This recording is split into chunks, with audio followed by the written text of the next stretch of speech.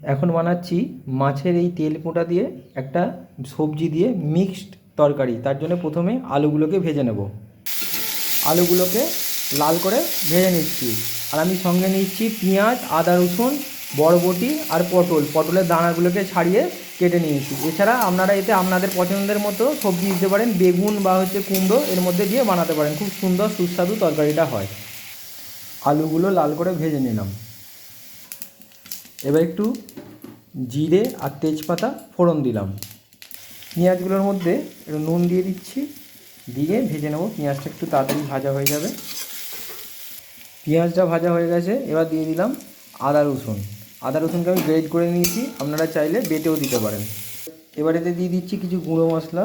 দিয়ে দিলাম প্রথমেই একটু মিট মশলা, একটু জিরের গুঁড়ো, একটু ধনে গুঁড়ো,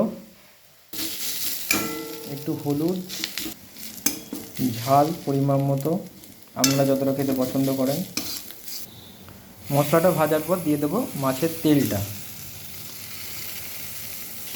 এই যে মাছের যে তেল পোঁটাটা হয়, এটা দিয়ে ভালো করে এই মশলাটার সাথে একটু কষিয়ে নিতে হবে। প্রথমে তেলটা ভালো করে ভেজে নেওয়া হয়ে গেল, যাতে এর মধ্যে আর কোনো রকম কাঁচা গন্ধ না থাকে।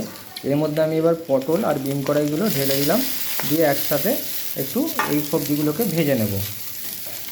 সবজিটা ভাজা হয়ে গেছে, এর মধ্যে দিয়ে দেবো আগে থেকে ভেজে রাখা আলুগুলোকে। এবার দেবো এতে অল্প করে জল।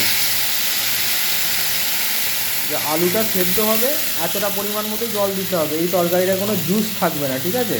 এই তরকারিটা পুরো হচ্ছে শুকনো শুকনো হবে। তাই হচ্ছে এমন পরিমাণ জল দেবেন যেটা হচ্ছে আলুটা সেদ্ধ হয়ে গিয়ে জলটাকে এবার শুকনো করে নিতে পারবেন। তাতে হচ্ছে পুরো তরকারিটা পুরো কষা কষা হয়ে যাবে, খুব সুন্দর সুস্বাদু খেতে লাগবে। আমার সবজি দিয়ে তেল পোঁটার তরকারি রেডি হয়ে গেল।